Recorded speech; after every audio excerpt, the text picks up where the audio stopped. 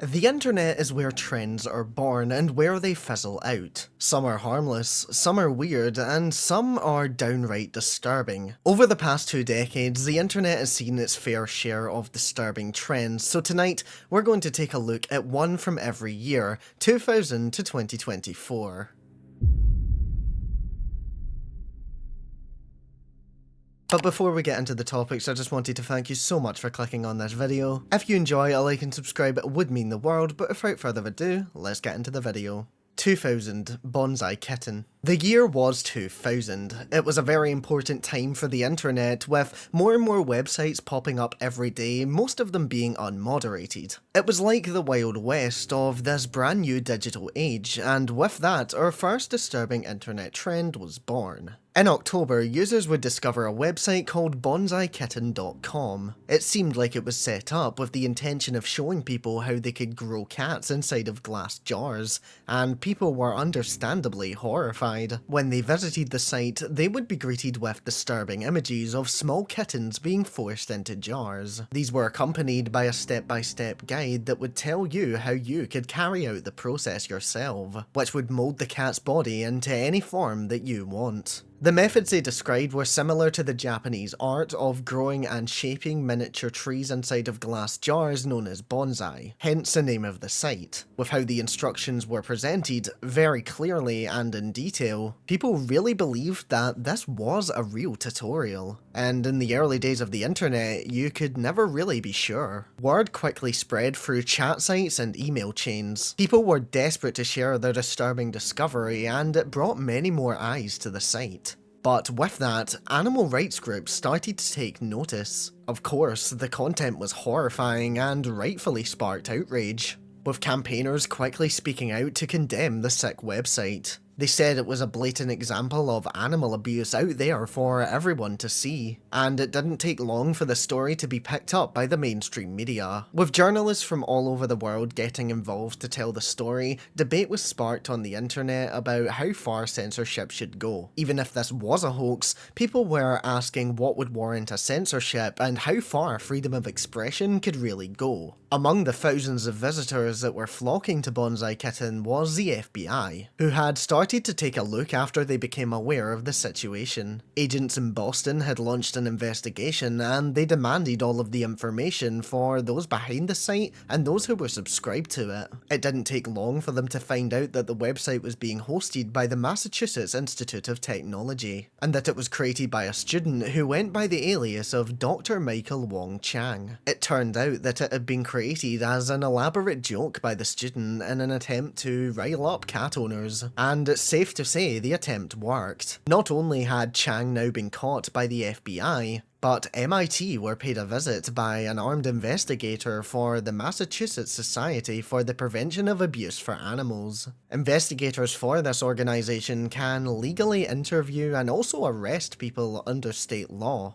So this was already a clear sign that the attempt at a prank had gone very wrong. Chang spoke to the press when his alias was revealed to the public. He said, "I was surprised that the FBI got involved. I really thought that they had better things to do. That's your tax dollars at work." And a prominent criminal defense attorney at the time agreed with the creator, saying that he thought political correctness had infected the FBI. But in the end, Bonsai Kitten was eventually taken down, despite the website moving servers many times. Although it was quickly discovered to be a hoax, people still argued that having it on the internet was dangerous, because it may encourage actual animal abusers to be violent towards animals. This just goes to show how quickly things can spread on the internet, and also how quickly backlash can follow.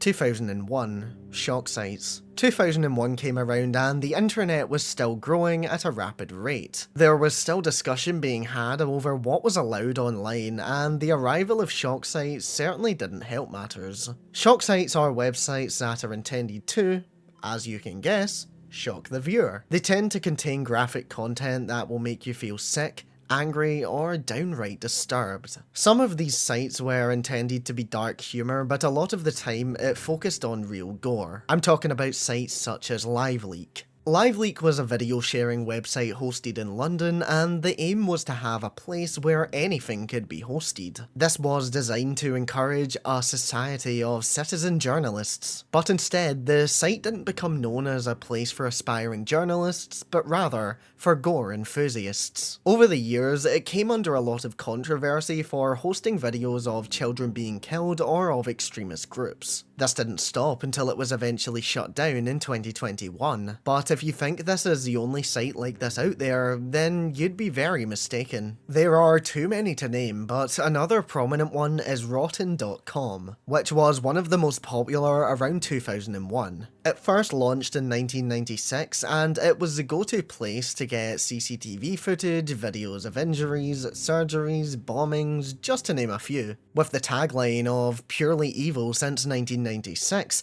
it was certainly proud of its reputation. But because it was popular, it didn't take long to draw legal attention. They would be threatened with many lawsuits over the time that it was active, most of these being cease and desist orders from people who had videos of their dead relatives posted on the site. They're certainly not the only shock site to have received such attention either, as it's kind of a given if you're going to host this content. There are so many ethical concerns around this because it can almost trivialize someone's demise in a way. Misinformation can be spread very quickly on these sites as well, and there are examples of that. Back when Princess Diana was killed, alleged photos of her body were posted to rotten.com. Although these were later confirmed to be fake, they spread like wildfire, and people who may have seen it back then but not seen the correction could still be walking around to this day thinking that the photo they saw was real. Outside of the concerns that these sites raise, it's also very easy for it to become a trend. Take Bonsai Kitten for example. It was spread through email threads and chat rooms, and so were all of these other sites. It's like that one kid in school who would be absolutely over the moon to show you gore at 8 AM on a Tuesday. And don't lie, because we all had one of them. Back then, people could create and post this content without even needing to make an account. With basically anything going back then, people could carry out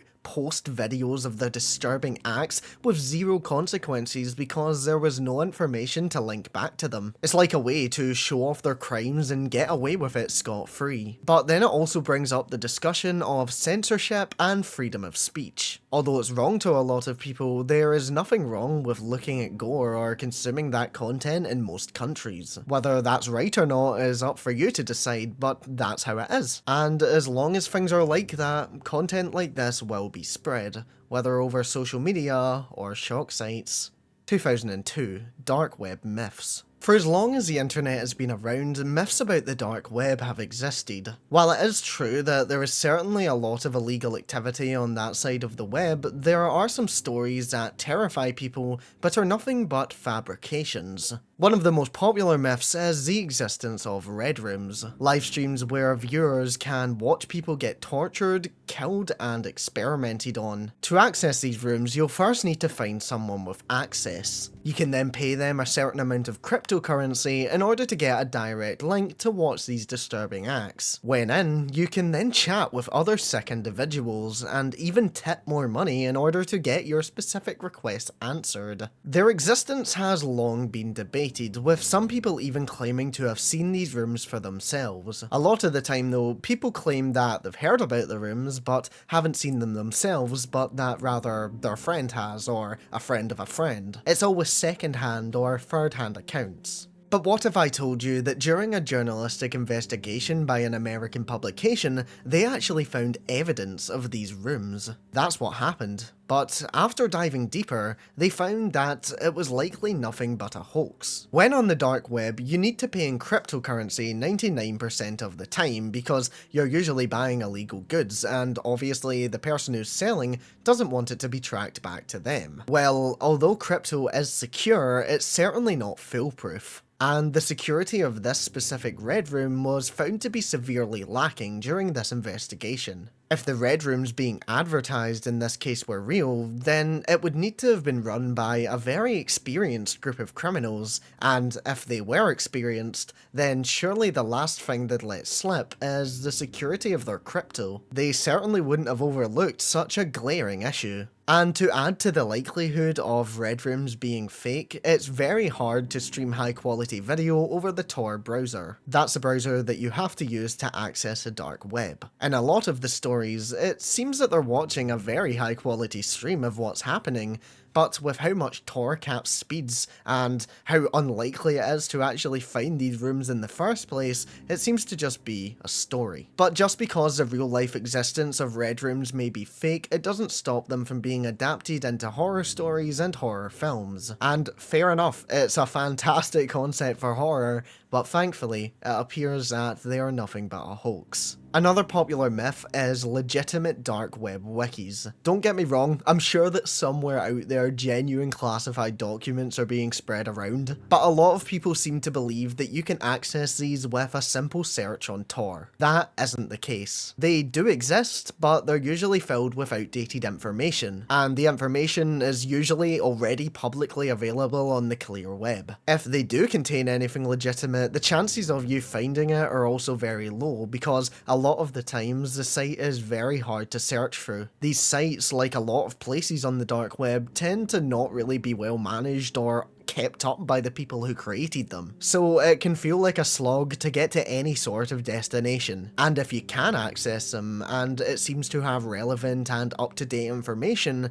then I'm sorry to tell you, but it's likely fake. People create hoax documents all the time to fool people, and whoever has their tinfoil hat on that day might just end up believing it. And then if they spread it, what do you know, you've gone viral. Like I say, I do believe that genuine classified documents get shared on the dark web, but certainly not in public. They're likely only shared in very private, very exclusive invite-only groups that the average lurker has no chance of getting into. The idea that there is a wiki of every classified document is just a myth, and yet another hoax of the dark web. There are many more I could go over, but I could literally be here all day. I'd love to do a video discussing everything about the dark web though, so if you're interested in that, let me know in the comments, and let me know what you think. 2003, disturbing chainmail. Chainmail has always been a massive player in internet culture, and back in 2003 it was all about email. While a lot of chainmail was harmless and would simply promise you good luck if you shared it with 10 friends, some took a darker turn. We're taking a bit of a trip down memory lane here because I remember a lot of these and they used to freak me out so much. I didn't share them, I just kind of accepted my fate if I received one. One of the most popular chain messages claimed that if you didn't forward it to 10 friends, then Bloody Mary would appear in your mirror at midnight and end your life. Bloody Mary is a popular urban legend that states if you say her name in a mirror 3 times while the lights are out, she will appear and kill you. This message is basically speeding up the process, but it's a hoax, obviously. But this one especially made for a lot of fear in the school playground back in the day, and I'm sure some of you guys have your own ghost stories about it. Did any of you ever try it? Please let me know. I did. Didn't work, obviously, still here. Another popular story that I personally remember is the story of Carmen Winstead. Winstead?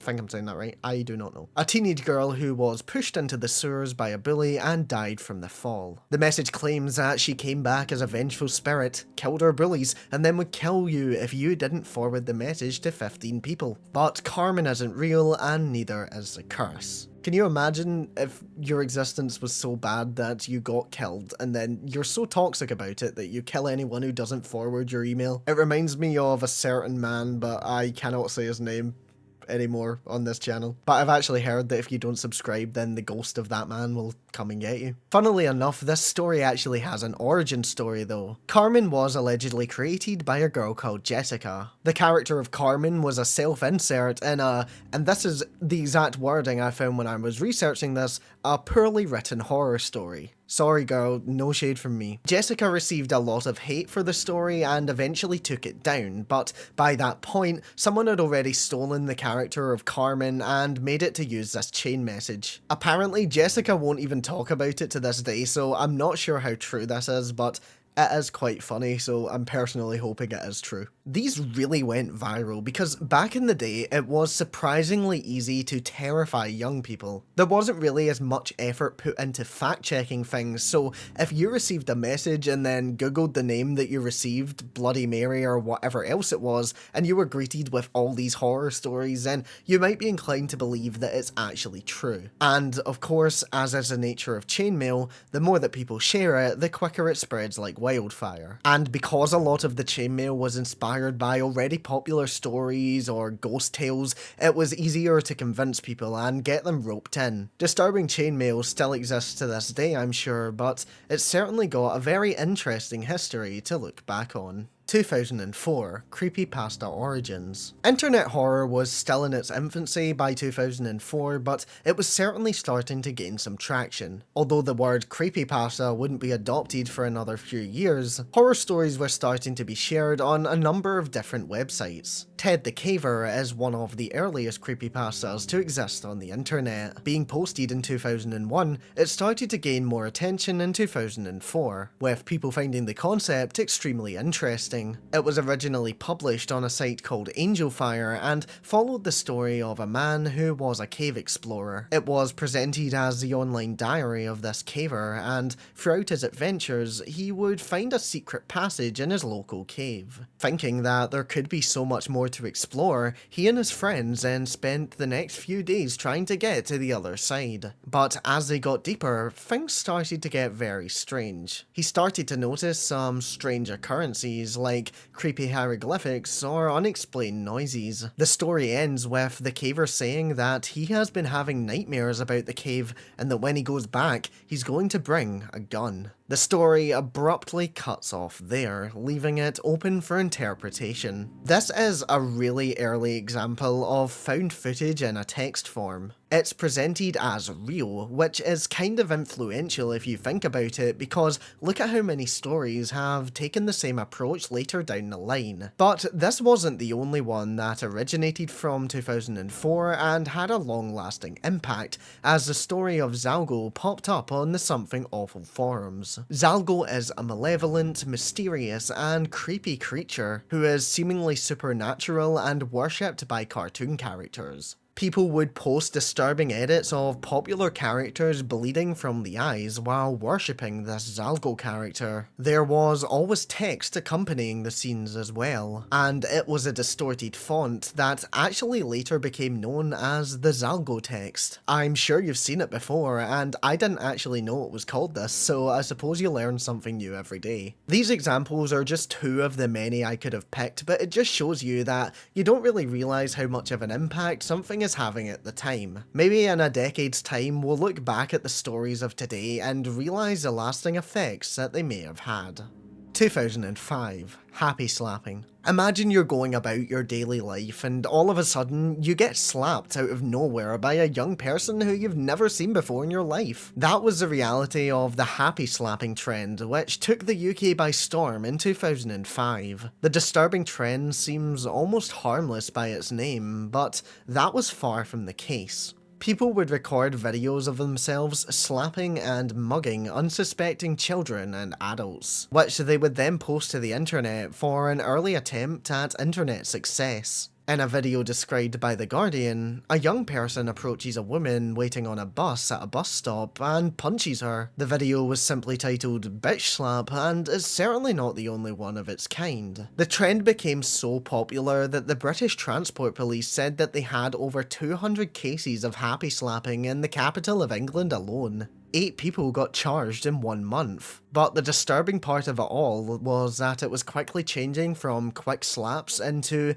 extremely violent and merciless attacks. After the increase in attacks, the police quickly put more officers out onto the streets in an attempt to stop the violence. And you think that would solve the problem, right? Sadly, that wasn't the case. Yes, it did stop the violence in the areas they were actually covering, but instead of putting a complete stop to it, The gangs instead moved to lesser lit areas that maybe weren't covered by CCTV. It simply encouraged people partaking in the trend to do it in less populated areas, such as parks or desolate streets. During this time, there was a serious risk that if you were going to a place that wasn't covered by some sort of security camera, then you could be at risk of being a victim of happy slapping. And although we know about a lot of these cases, the reality is that a lot of them probably went unreported. Some people were being violently attacked like we've just discussed, but others were simply left with a small bruise to either their self or their ego. This doesn't justify the assault in any way, but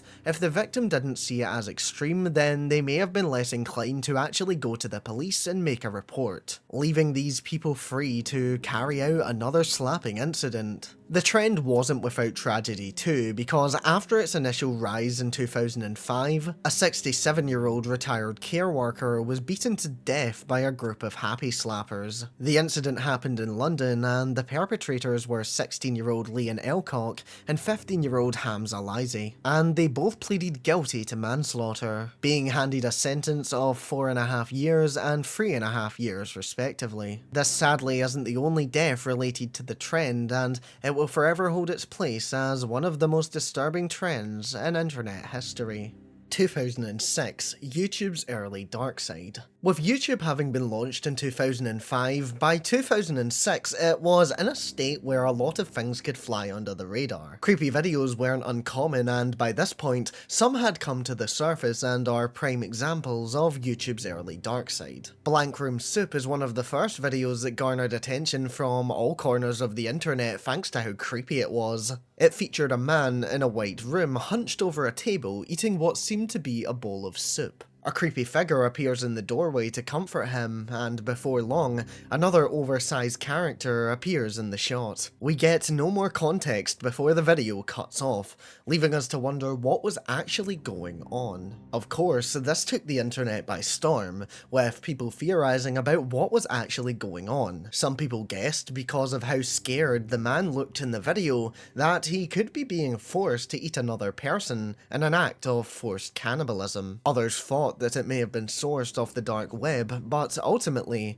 with nothing to go off at the time, this simply stayed as a disturbing and creepy video. Another example of a popular creepy video from the time is Dining Room or There Is Nothing. Uploaded in April 2006, this video starts with a pale woman sitting at a dining table. As the camera pulls back and she opens her eyes, we can see that the room is filled with fire. She slams her face into the bowl in front of her, and when she comes back up, she keeps repeating the phrase, "There is nothing," before the video loops. Only being a minute long, it didn't take long for this video to spread like wildfire, having garnered 10 million views to date. People were eager to learn everything there was to know about this creepy short, and they would quickly find the answers that they were looking for. The video was uploaded by a man called David Earl, and he has come out to explain the meaning behind the short. He explains that it is a commentary of the empirical nature of humans, and humanity's desire to learn about what comes after death. He says that the woman blurs the distinction between life and death, and even though she comes back to life after apparently having seen the afterlife, she is still in denial about what she saw. Certainly an interesting explanation and a brilliant piece of work. With how uncanny the whole vibe of the video is, it certainly makes sense as to why so many people found it creepy, and it still stands out as one of the most disturbing YouTube videos to ever grace the platform. 2007, BMA Pain Olympics. The BMA Pain Olympics were a series of shock videos released by BME, standing for Body Modification Easing. Although the site launched in 1994 and the first shock video was posted in 2002, they started to garner a lot of attention around 2007 thanks to just how disturbing they were. A lot of people were shown these by their friends in an attempt to freak them out, and because of this, it spread around the world. Although it was a series of videos, the one that gained the most attention was BMA Pain Olympics Final Round. It showed two men doing increasingly graphic mutilation to their genitals, all while a song by a death metal band was playing in the background. Because of how graphic and gory the video was, it was shared all around the internet and essentially became viral overnight. The Pain Olympics were a genuine competition, so people thought that the final round was just as real as the others. But if you do say the name BME Pain Olympics to someone who may have seen the final round video back in the day, they may not even know that this wasn't the only video of its kind, because the brand eventually became associated with the most graphic one of them all. But it was revealed in a Reddit Ask Me Anything post that although the rest of the videos were very real, the final round one was fake. The creator said, "The one called BME Pain Olympics is faked footage. However, the various BME torture trailers and related videos are completely real and contain arguably more extreme footage." I'm sure the memory of this video will continue to live on for years to come, but it's good to have a genuine explanation as to the truth behind it. Even better that we know the others are real, so if you're like me, you can avoid them like the plague. 2008, the choking game. The choking game is one of the most disturbing trends on this list because there are many deaths associated with it. The instructions were initially spread through the internet, but then when one person found out about it, they would spread it amongst their friends. Kids would try the choking game in pairs or groups and record their attempt. So how did you play it? It involved one child wrapping their hands around the other's neck and choking the air out of them, stopping just before it became deadly. It could also be played just by yourself, but instead of having someone else choke you, you would just do it with items like a belt or shoelaces. But why were people doing this? The simple answer was that it gave you a momentary high. The dangerous trend went viral with over 36 million YouTube results in just a few years. One tutorial had over 2,000 views. That's 2,000 more children who know how to try and risk death just for a single moment of joy. A 2008 study carried out by the Centre for Addiction and Mental Health found that over 78,000 Canadian students had attempted the challenge. In the US alone, by the time that the game had become even more widespread, more than 82 deaths were reported. There is also a chance that more deaths may be associated with the trend because coroners aren't directly taught how to identify it as a choking game, so sometimes they can mispronounce a death as a suicide. It was difficult for parents and schools to figure out how to combat the trend because they figured that if they were to tell their kids about it, then there was always a risk that they could be intrigued and then go off and play the game themselves. Although it was certainly an important lesson to tell, there was always a risk that it could backfire. A child's brain is still developing and is unable to properly process the consequences of their actions. Because of this, they can be more easily lured into trends that may seem exciting on the surface, but may have darker consequences. Take Levi Drahar for example, a teenager from Texas who, by 2006, had already played the choking game 3 times. But he attempted to play it again, all because it felt good, and he tied a climbing rope to his bunk bed for his 4th attempt. After a while, he passed out, and although he expected the rope to let go of his unconscious body, he was still tied up for 15 minutes before he was found. And for those 15 minutes, he was not breathing. He had a heart attack and spent 3 days in a coma in the hospital while his body was desperately trying to fight against his organs shutting down. And miraculously, he recovered. Looking back on his experience, he said, "I died and came back. Almost immediately, I looked at life in a completely different way." When asked if he had anything that he would want to say to anyone who may want to play the game, he only had one message to pass on: make the right choice to live. 2009, disturbing Omegle encounters. Omegle. I hope that me saying that word doesn't bring back any underlying trauma, because I know we all have it. Omegle was a free random chat website launched in 2009 where you could socialise without even needing to register. There was an option for text chat and video chat, and you were completely anonymous. As you can probably guess, this led to some disturbing encounters because people weren't concerned about their real identity being uncovered. One user recalls an experience that they had when they went on the site as a teenager. They said, "I once had a guy tell me that he was about to kill himself by overdosing on heroin. He told me his girlfriend left him, and he had a young daughter. I tried to get his information out of him, but he only told me his state and not his town.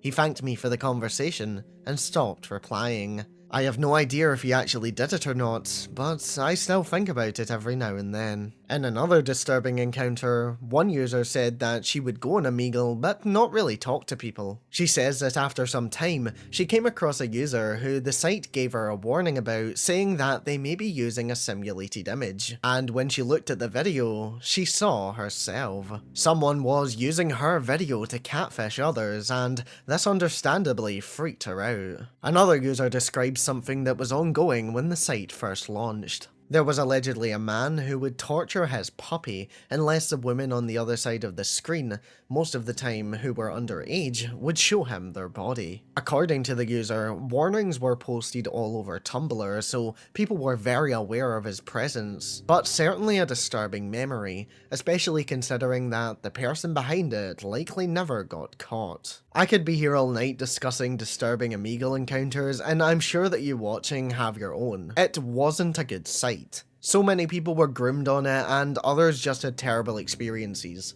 It quickly became a place where creeps could just flash girls without any consequences, and that's a reality of a lot of these random chat sites. It'll always be like that no matter how many rules you have in place, because creepy people will always find a way to get around them. But the story of Omegle is now no more, because in 2023 it officially shut down. They were facing a $22 million lawsuit from a person who had used the site in the past and was a victim of child sexual exploitation as a result. The person filing the lawsuit alleged that Omegle knowingly allowed the pairing of minors with preds due to a splash screen warning that stated that predators were known to use the site. The victim, who is only known as AM, reached an out-of-court settlement with Omegle that resulted in the official shutdown of the site. In the final message, the creator said, "I thank AM for opening my eyes to the human cost of Omegle," and that message will forever remain because the site is now offline. You can still view the page containing the message, but the days of Omegle are no more. With this simply serving as a reminder of all of the suffering that occurred on that horrific site.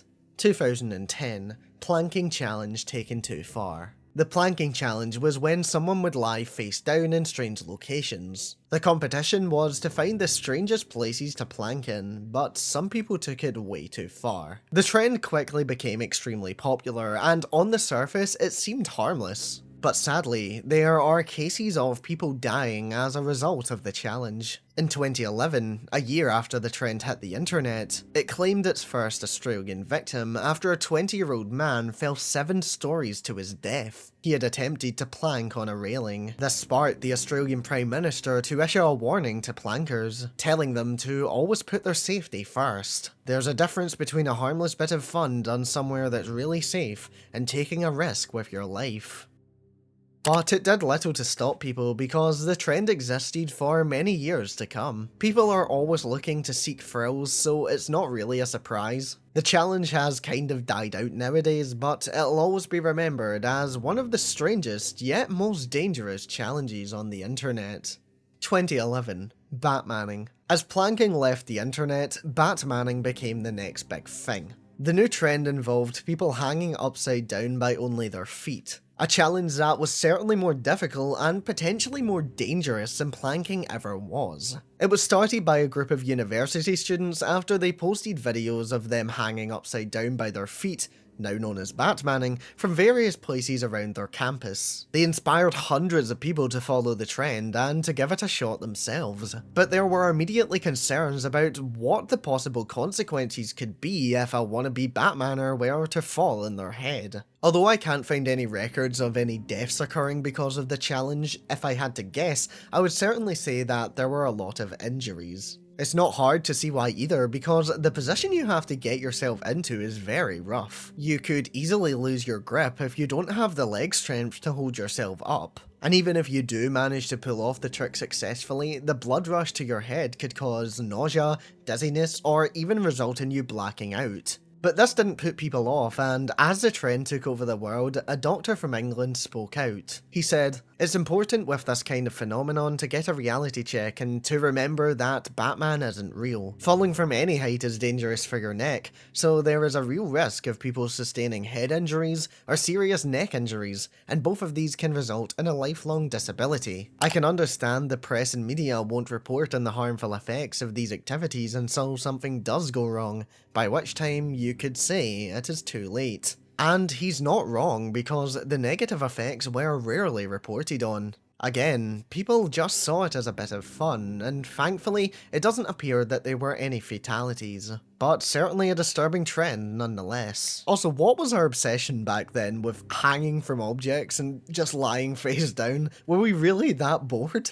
2012. Pro-SH communities. There are disturbing communities all over the internet, but they first became prevalent in 2012. This was a time when people were encouraged to starve themselves in order to be skinny because body positivity certainly wasn't as big as it is now on the internet. Although you could say that it hasn't really changed on some corners of the web, it's certainly better most places than it was back then. These communities would encourage others on how to starve, purge, and also how to hide their eating disorder. Not only that, but a lot of these sites encouraged users to harm themselves by cutting or other means. And because there were a lot of minors getting access to these communities, you can see how it can quickly take a dark turn. One user experienced just that. In a Reddit post from 2022, one user recalled her experiences that she had with these sites when she was a minor. She says, "I was severely mentally ill. I only cared about getting thinner. At one point, someone on one of these websites mentioned another website that was invite only. I emailed the site moderator. It was a feminine sounding email name. She emailed back and told me that I could join the website only if my BMI was under 17 and I was under the age of 23 or something like that. The woman asked me to take a photo of myself in front of a mirror in just my underwear to prove that I was skinny enough, which I did." The Redditor then goes on to say how she was essentially groomed by the moderators of this site. She gave an update saying that she is doing better now, and actually ended up finding the site, which she has now reported to the authorities. Sites like this are likely still out there, but they've simply moved to other platforms that are more close to home. On sites like Twitter, you can easily find sections of the platform where people will show off their fresh wounds or encourage others to stop eating. There seems to be nothing that we can do, because as soon as one account or one hashtag is banned, another will pop right back up in its place. And that seems like a process that will sadly continue forever. 2013, the Fire Challenge. The Fire Challenge is probably one of the dumbest and most dangerous trends that we've discussed so far. This one involved applying flammable liquid to your body and then setting yourself on fire while you recorded it. It took off like wildfire, no pun intended,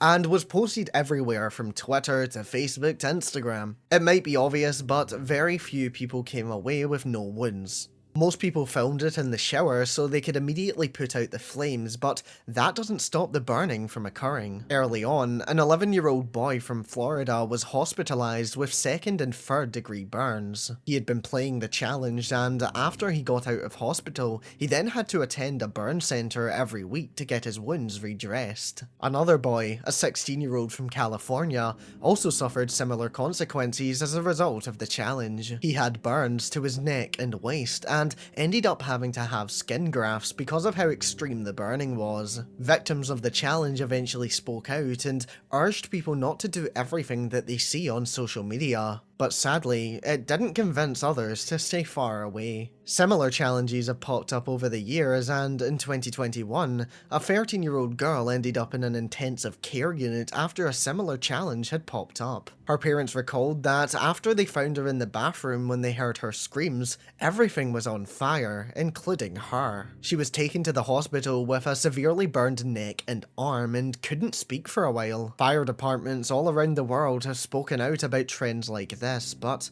I'm sadly sure that another one will pop up before too long.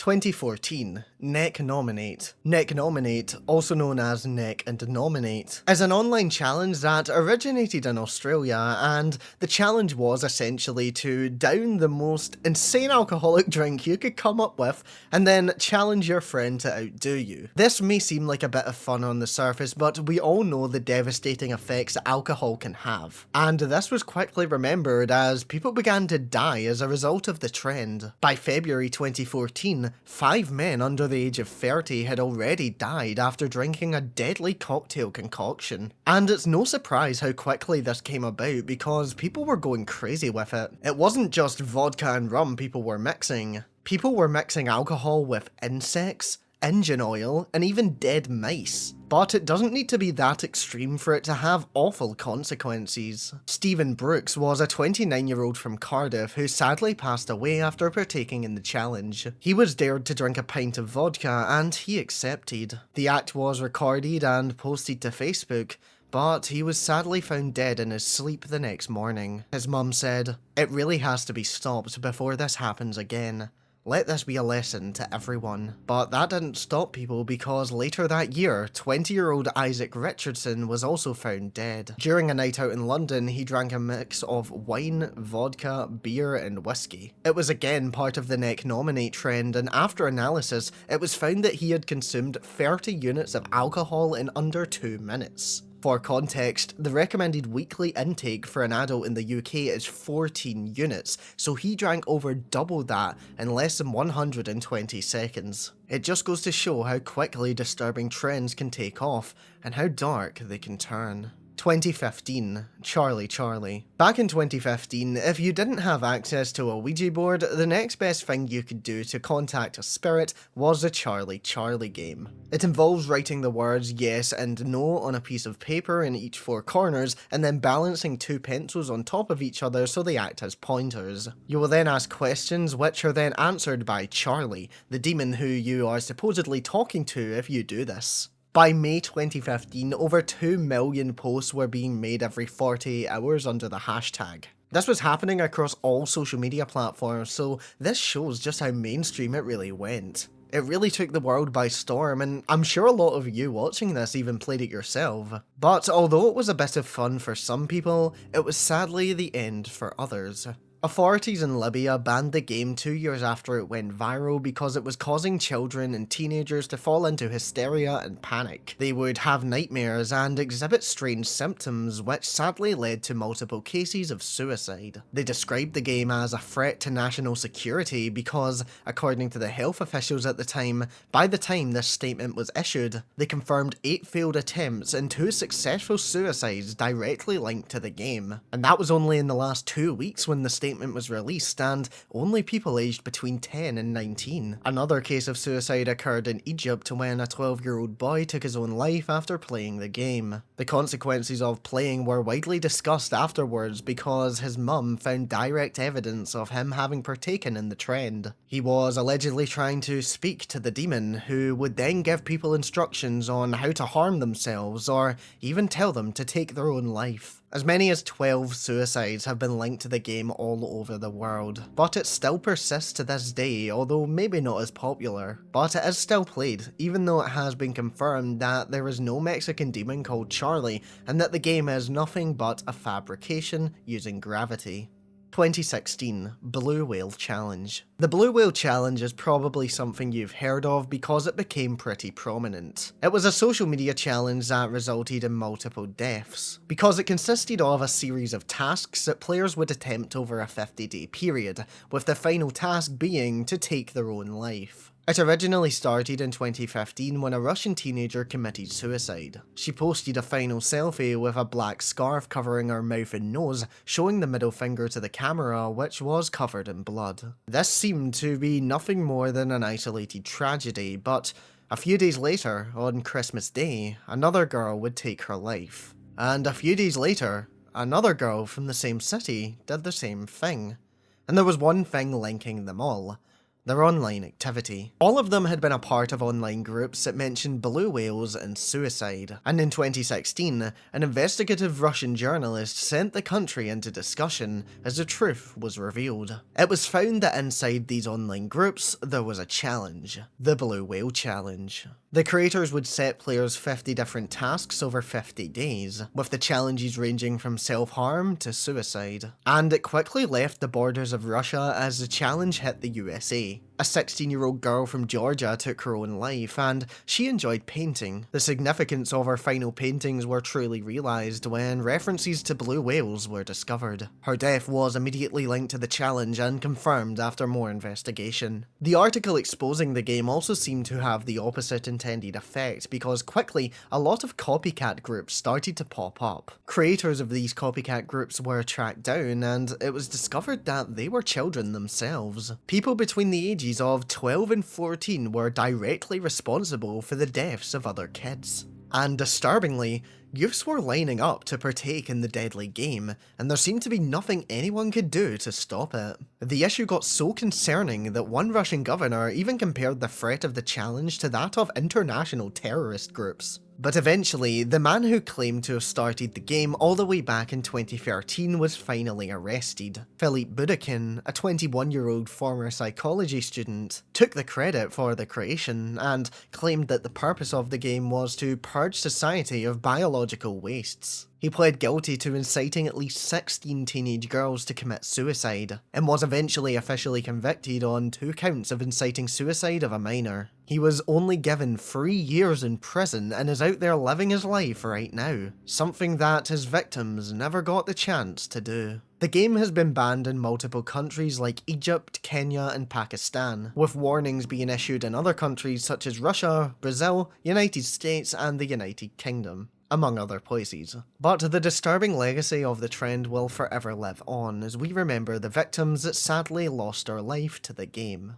2017. Elsagate. Elsagate is a disturbing trend that originated in 2016 and 2017 when thousands of disturbing YouTube videos aimed at kids were discovered on the platform. The videos featured characters from popular movies and television shows such as Spider-Man and Elsa, and would feature them in situations that were most of the time inappropriate for children. A lot of them were animated, but some were live action, and they were perfectly targeted using buzzwords that the creators knew that kids and their parents would be searching for. They made their way onto the YouTube Kids platform, and this is when the media started to take notice. The people creating these videos weren't only traumatizing children, but they were also profiting off of them. All of these videos were monetized. YouTube quickly changed its guidelines in June 2017 in an attempt to combat this content. The initial ban didn't work though, and in August they introduced even stricter guidelines. These new restrictions made sure that the channels were kept at bay and that they were never being monetized. It worked to an extent, but we can still see content like this popping up to this day. Recently, I covered the new Elsagate where disturbing videos of AI cats were being created and uploaded. They were aimed at kids and they were also being monetized. That channel has now been taken down by YouTube, but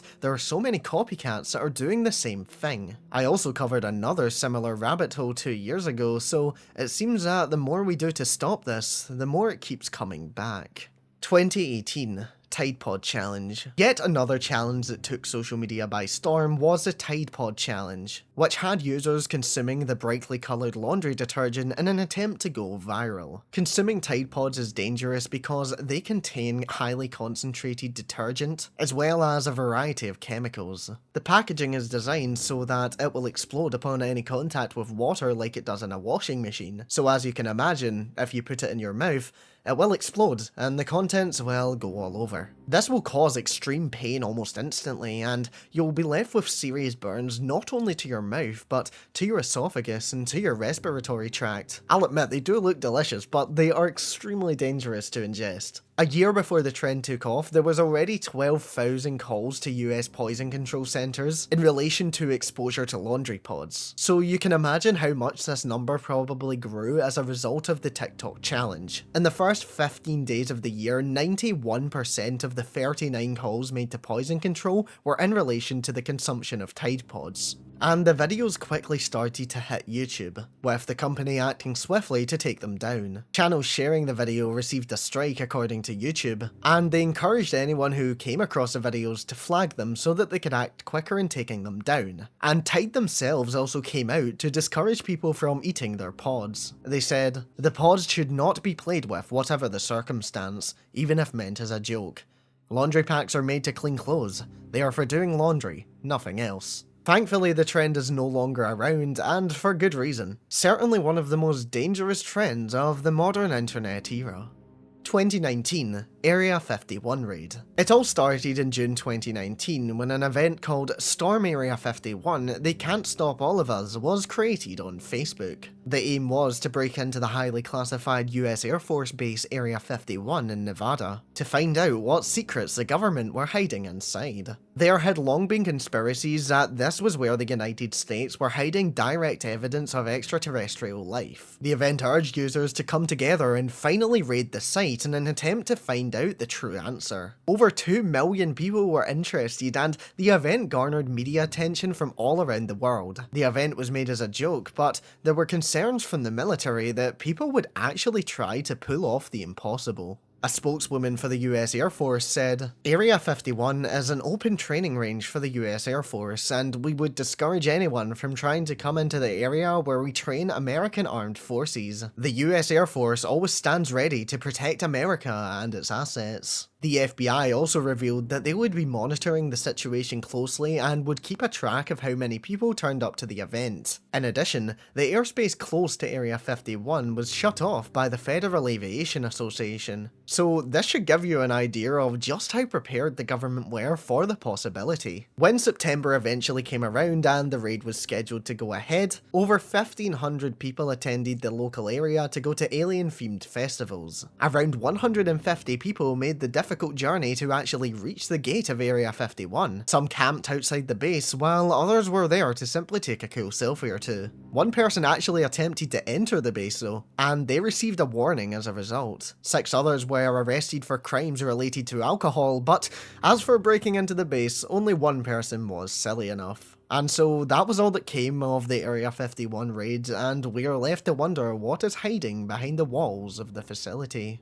2020 Benadryl Challenge. 2020 was a strange time with the world going into lockdown. People were extremely bored. While some shaved all of their hair off, others turned to more extreme measures and partook in the Benadryl Challenge. The challenge revolved around the mass consumption and overdose of Benadryl. You were to film yourself taking a large dose in order to document your trip, so you can then look back on it and see what you hallucinated. Videos of people doing the challenge went viral on TikTok, but many people didn't know the effects that such a high dose could actually have. The pill is safe and effective when used in moderation to treat things like hay fever and the common cold, but higher doses can lead to heart problems, seizures, comas, or even death. The maximum dose for an adult in a 24-hour period is 12 tablets, yet this challenge was urging people to take as many as 14 in one go. And death quickly followed. A 15-year-old girl from Oklahoma sadly lost her life after attempting the challenge. She was filming for TikTok, but sadly overdosed. Her great-aunt said, "This needs to stop taking our kids and putting them in hospital. Don't let it take any more kids." There has been a death relating to this trend as recently as 2023, so sadly it is still around. Hopefully one day it can be gone for good, but for now, the Benadryl Challenge persists.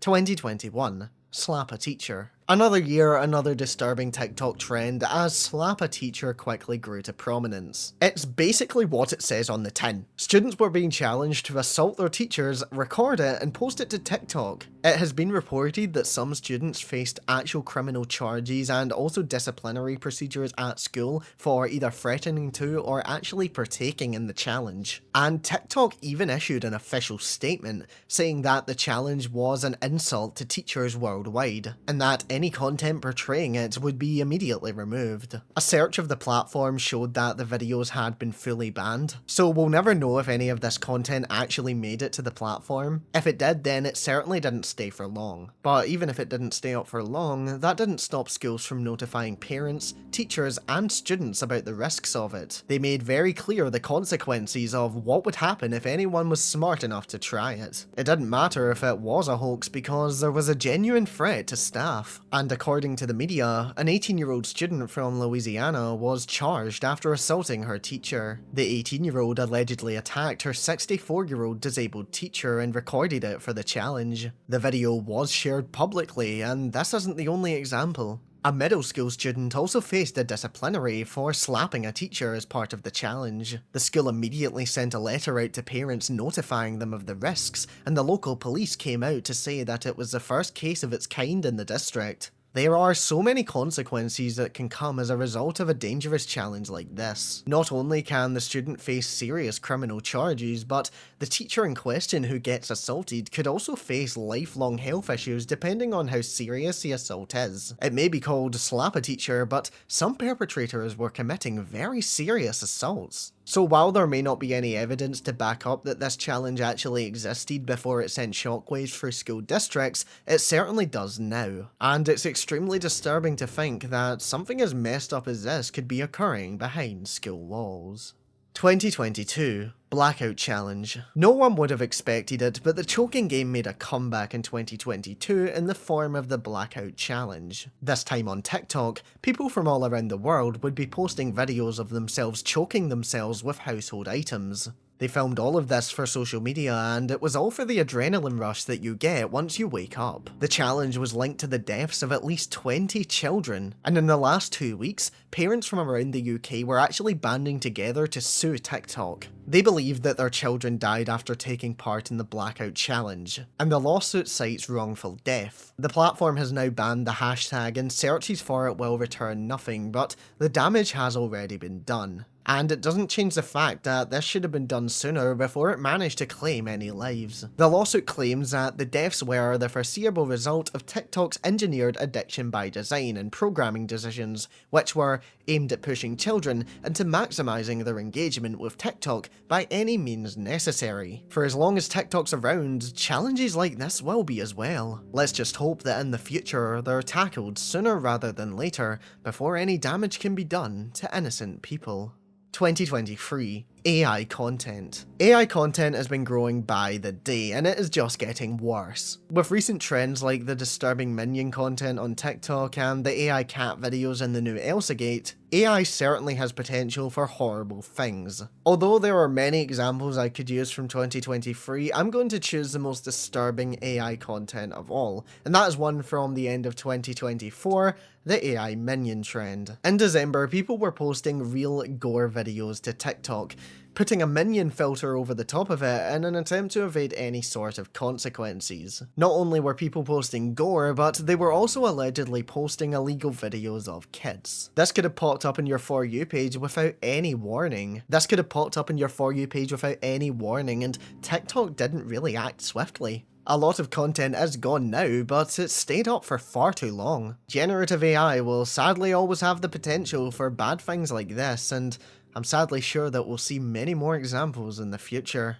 2024 Chatbots. Chatbots are getting more popular as people are starting to have deep conversations with them. Some TikTok users are making videos attempting to make these bots sentient, but there are already cases of less humorous things happening and much darker instead. A mother of a 14-year-old boy is currently suing the AI chatbot company Character AI over the death of her son. He killed himself after becoming too attached to one of their chatbots, and she cites in the case that Character AI targeted her son with anthropomorphic, hypersexualized, and frighteningly realistic conversations. He began to talk to the chatbot in 2023 and was eventually becoming so obsessed with it that he gave up with his schoolwork. He even had his phone confiscated on multiple occasions in an attempt to get him to focus on what was important. This didn't work though, and he wrote in his personal journal about the things that meant the most to him: most notably the chatbot. The bot allegedly brought up the topic of suicide a lot, and the boy explicitly stated how often he had these thoughts. At one point, it asked him if he had a plan to take his own life. And when he admitted that he did, but he wasn't sure whether to go through with it because it might be painful, the chatbot replied saying that that isn't a reason not to go through with it. It all came to a head when in February he asked the bot, "What if I come home right now?" The bot replied, "Please do, my sweet king."